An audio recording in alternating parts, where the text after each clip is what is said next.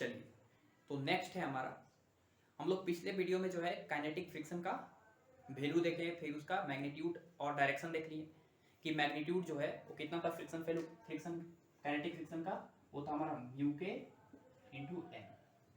और डायरेक्शन देखे थे, direction always opposite to the relative motion. ठीक है, रिलेटिव मोशन की हमेशा क्या था, अपोजिट था।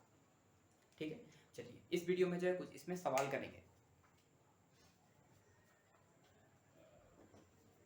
आराम से समझिएगा। सवाल क्या है, सवाल है हमारा कि यहां पर एक सरफेस है इस तरह का दिया हुआ, और सरफेस जो है यहाँ पे, इस सरफेस पे एक एम मास का ब्लॉक जो है इस पे रखा हुआ है। ठीक है, एम मास का ब्लॉक रखा हुआ है, और इसका रफ सरफेस है, कैसा सरफेस है, रफ। और इन सरफेस के बीच में जो कोफिशिएंट ऑफ काइनेटिक फ्रिक्शन दिया हुआ है, वो दिया हुआ है म्यू के दिया हुआ है। इस एम मास ब्लॉक और सरफेस के बीच में जो है कोफिशिएंट ऑफ फ्रिक्शन जो दिया हुआ है, काइनेटिक फ्रिक्शन कितना दिया है, म्यू के दिया हुआ है। Initially t is equal to 0 पर इसके पास आगे की तरफ वेलोसिटी है u, आगे की तरफ वेलोसिटी कितना है, u है। अब सवाल है, जो भी सवाल पूछा जाए उसका आंसर आपको बताना है। चलिए यहां पर सवाल लिखते हैं। फर्स्ट सवाल ए है, ड्रॉ एपीडी ऑफ ब्लॉक। पहला सवाल ए है कि एम मास का जो ब्लॉक है उसका ड्रॉ एपीडी करो, फ्री बॉडी डायग्राम बनाओ। सेकेंड सवाल है, apply Newton's law and find acceleration of block. दूसरा सवाल है कि इस एम मास के ब्लॉक पे न्यूटन्स लॉ अप्लाई करना है और इस एम मास के ब्लॉक का एक्सेलरेशन फाइंड करना है। थर्ड नंबर सवाल है यहां पे, find the time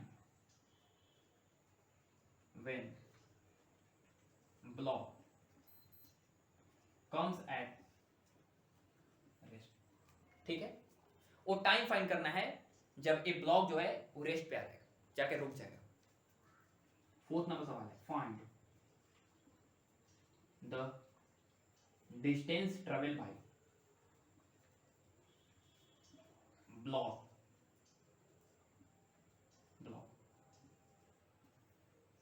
when it come at rest. ठीक है, तो ये चार तो सवाल है, इस चार सवाल से जो है हम आपको सिखाने वाले हैं। ठीक है ना, कि कितना डिस्टेंस ट्रेवल करेगा ये जब ये रेस्ट पे आ जाएगा। तो ये सवाल है, चलिए ट्राई कीजिए, इसको सॉल्व करिए।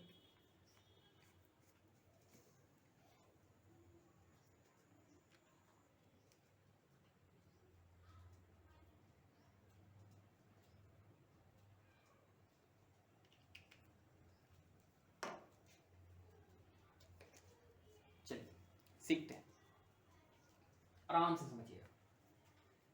ठीक है, यहां पे ये दोनों सवाल, 3-4 सवाल हम मिटा रहे हैं, आप लोग सवाल जो है नोट कर लीजिए।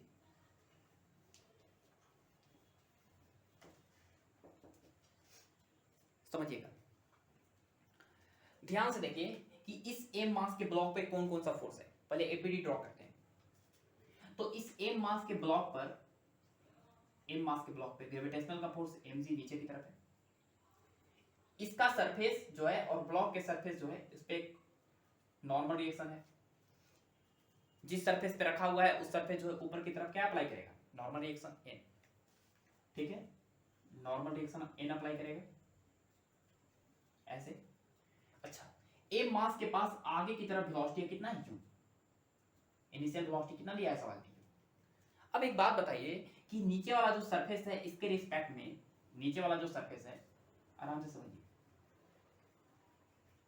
नीचे वाला जो सरफेस है इसके रिस्पेक्ट में एम मास के ब्लॉक के पास वेलोसिटी है किधर, आगे की तरफ u। तो इसके रिस्पेक्ट में रिलेटिव वेलोसिटी आगे की तरफ u, तो बताइए कि काइनेटिक फ्रिक्शन किधर लगेगा, ऑफ कोर्स रिलेटिव वेलोसिटी के अपोजिट। इसकी वेलोसिटी आगे की तरफ, तो काइनेटिक फ्रिक्शन लग जाएगा उसके अपोजिट, ठीक है ना, उसके अपोजिट टेंजेंशियल डायरेक्शन में, ओहो ऐसे उसके अपोजिट लग गया।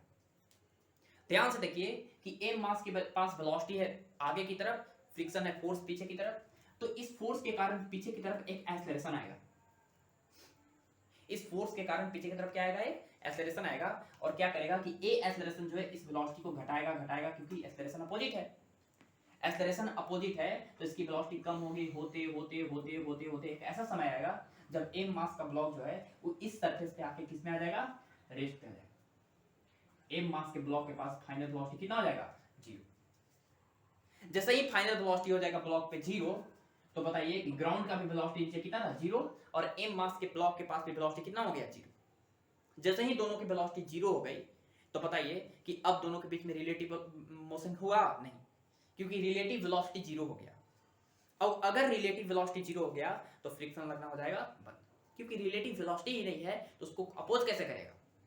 तो यहां पर जो है वो काइनेटिक फ्रिक्शन का वैल्यू भी कितना हो जाएगा, 0 हो जाएगा, जहां पे रिलेटिव वेलोसिटी 0 हो जाएगा। ठीक है, चलिए अब बताना है कि एक कहानी जो था वो t = 0 पे था, और एक कहानी t = मान लीजिए कि t पर है। तो यहां से यहां तक कुछ ब्लॉक कवर कर लिया है, डिस्टेंस, ये डिस्टेंस निकालना है, और यहां से यहां तक कितना समय लगेगा जब उसकी वेलोसिटी 0 हो जाएगी, ये निकालना है, और पीछे की तरफ जो एक्सेलरेशन है वो निकालना है। तो पहले हम ड्रॉ कर लिए एफबीटी। सेकंड सवाल था अप्लाई करना है Newton's law.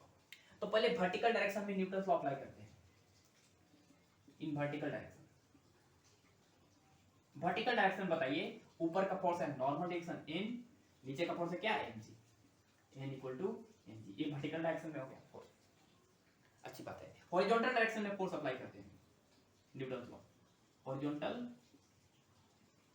Direction, horizontal direction में सिर्फ एक ही फोर्स है पीछे की तरफ, फ्रिक्शन फोर्स F के, equal to mass into acceleration, mass है m, ब्लॉक का एक्सेलरेशन है a। ठीक है, अच्छी बात है। अच्छा, एक बात बताइए कि इस F को हम लिखना जानते हैं, फ्रिक्शन फोर्स का काइनेटिक फ्रिक्शन का फॉर्मूला हम बताए थे म्यू इनटू n, अभी सिखाए थे, mu into normal direction equal to mass into acceleration. बताइए n का जो वैल्यू है किसके बराबर है, m इनटू g के बराबर है। यहां से m इनटू g रखेंगे तो हो जाएगा मास इनटू एक्सेलरेशन, मास से मास कैंसिल, तो यहां से हमारे पास एक्सेलरेशन का वैल्यू आ गया म्यू इनटू g, एक्सेलरेशन का वैल्यू आ गया कितना, म्यू इनटू g आ गया। पीछे की तरफ जो है एक्सेलरेशन आ गया कितना, म्यू इनटू g आ गया। अब इन म्यू इनटू जी जो है एक्सेलरेशन पीछे की तरफ है, वेलोसिटी आगे की तरफ है, इसका स्पीड घटेगा घटेगा घटेगा, घटते घटते घटते घटते घटते घटते एक ऐसा समय आएगा जब उसकी वेलोसिटी कितनी हो जाएगी, 0 हो जाएगी। ठीक है, तो बताना है कितना समय के बाद वेलोसिटी 0 हो जाएगा। तो ध्यान से देखिए, इसको इरेज करते हैं।